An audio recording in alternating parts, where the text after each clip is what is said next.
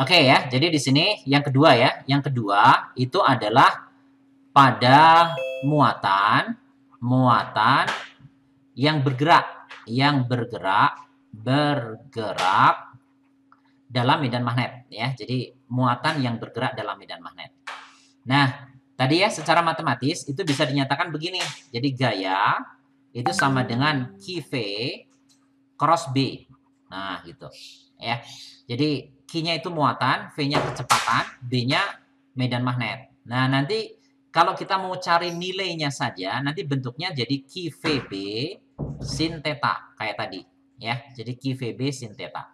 Nah, ini gaya magnet yang bekerja pada muatan, ya. Bentuknya seperti ini. Jadi seperti biasa ya. Di sini kalau Bapak tuliskan nanti F itu adalah gaya magnet. Ini gaya magnet.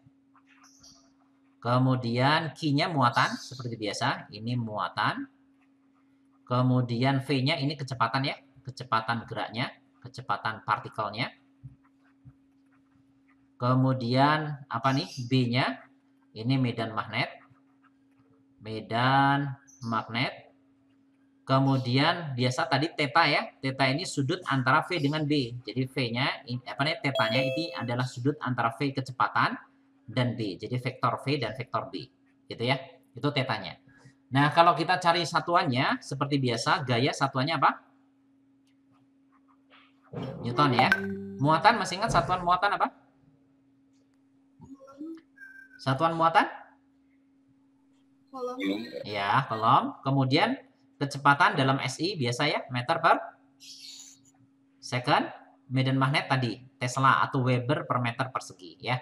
Nah, jadi ini adalah gaya yang bekerja pada muatan yang bergerak dalam medan magnet. Nah, terus arahnya kemana? Sama dengan tadi. Jadi kalau arah F itu kita sering menggunakan kaidah tangan kanan juga. Jadi ini kaidah tangan kanan ya, tangan kanan.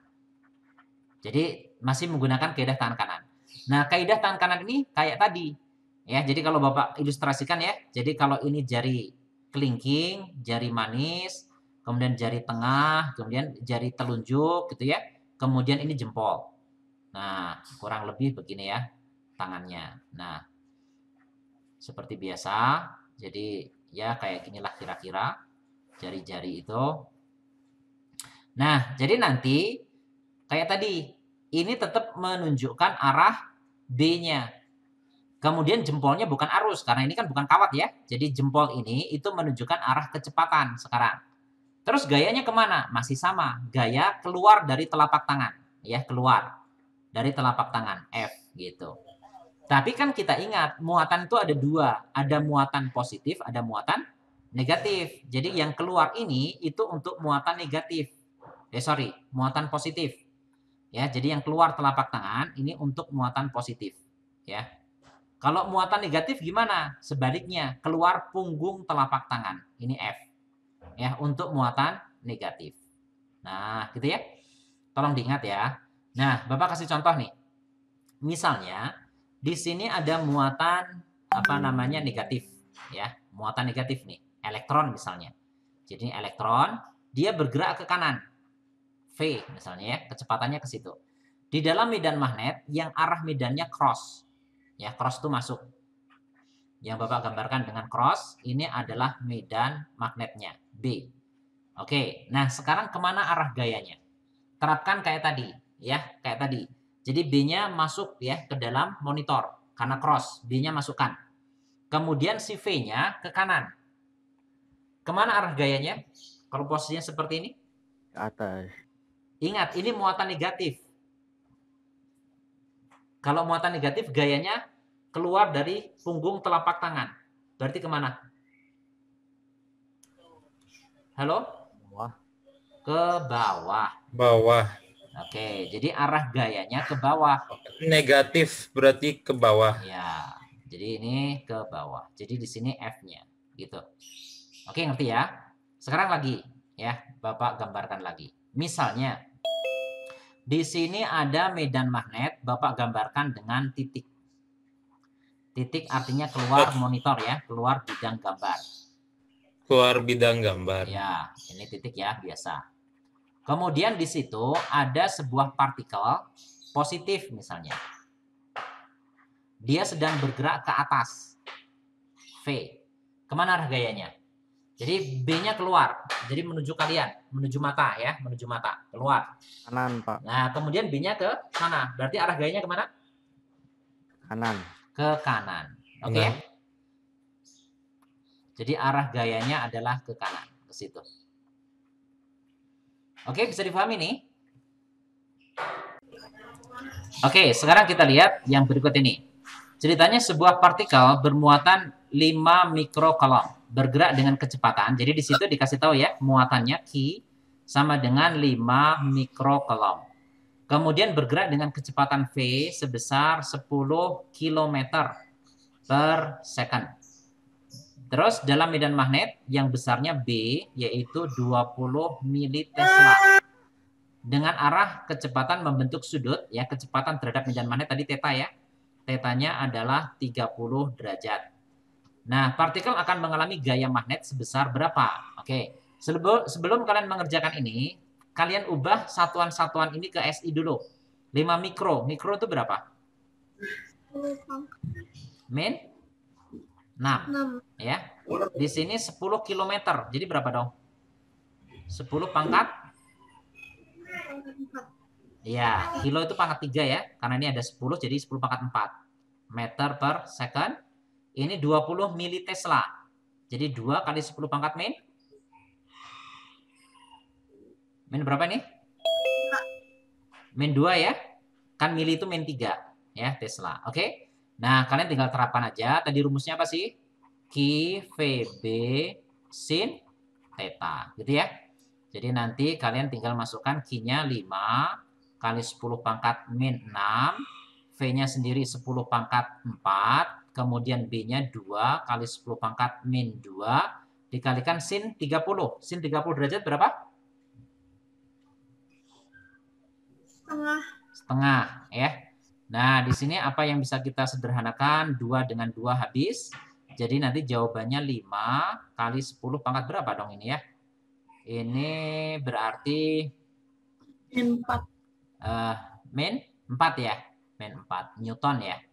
Gitu. Karena di sini maunya mili Newton. Mili itu 10 pangkat min 3. Jadi berapa dong ini? 5 kali 10 pangkat min 1. Nah, min 3-nya diganti mili. Mili Newton. Nah, berarti 0,5 ya. Mili Newton. Ini mili ya, bukan meter. Bukan meter Newton, tapi mili Newton maksudnya.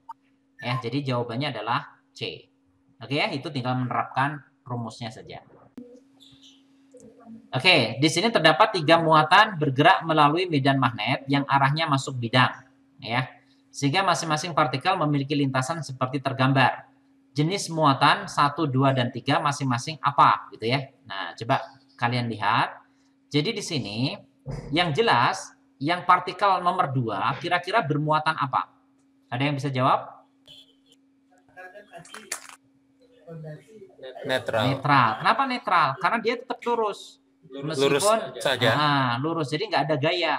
Ya, jadi dia netral. Jadi jawabannya itu kalau nggak A ya B. Ya. Nah, jadi kita cek yang lain. Misalnya nomor 1 ya. Tunggu. Nomor 1. 2 itu bukannya D atau E? Kenapa? Yang muat partikel 2 itu netral. Oh iya, Nah, yang 2 ya. Sorry, ya berarti kemungkinan kalau D atau nggak D, E ya.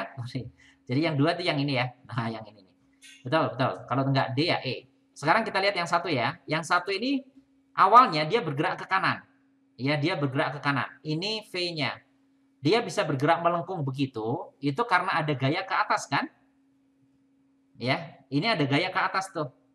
F-nya. Sehingga dia sedang bergerak ke kanan, ada gaya ke atas, maka dia belok ke arah kanan. Ya, bergerak ke atas. Jadi belok ke atas, ngikutin arah gayanya. Kira-kira yang memenuhi seperti ini B-nya masuk ya. Jadi B-nya masuk nih, yang masuk ke dalam bidang gambar. Nah, coba terapkan kaidah tangan kanan. Yang begini ini muatan positif atau negatif? Yang muatan 1. Jadi B-nya masuk. Ya, V-nya ke sana. F-nya ternyata ke atas. Berarti muatan apa ini? Positif. Positif. Betul ya? Jadi yang positif yang ini. Gitu. Nah, sekarang kita lihat yang muatan 3. Muatan 3 pada saat itu dia sedang bergerak ke atas. Ya, awalnya dia bergerak ke atas. Ini V-nya. Dia bisa melengkung begitu karena ada gaya ke kanan mestinya ya. Dia sedang bergerak ke atas, ada gaya ke kanan. Makanya dia beloknya ke kanan. Nah, B-nya tetap masuk ya. Coba terapkan kaidah tangan kanan. B-nya masuk. Ya, posisinya masih seperti ini. Gayanya ke arah kanan. Keluar telapak tangan atau keluar punggung tangan. Halo? Gayanya keluar telapak tangan atau punggung tangan? Keluar punggung tangan kan? Berarti itu muatan positif negatif? Negatif karena gayanya keluarnya lewat punggung telapak tangan. Jadi muatannya adalah muatan negatif. Oke ya, jadi jawabannya adalah D. Ini soal TO yang kemarin ya. Itu seperti ini ya. Jadi memang kalian belum belajar sih ya. Tapi kalau sudah bisa ya berarti bagus ya, sudah bisa sebelum diajarin. Oke, ada pertanyaan sampai nomor ini?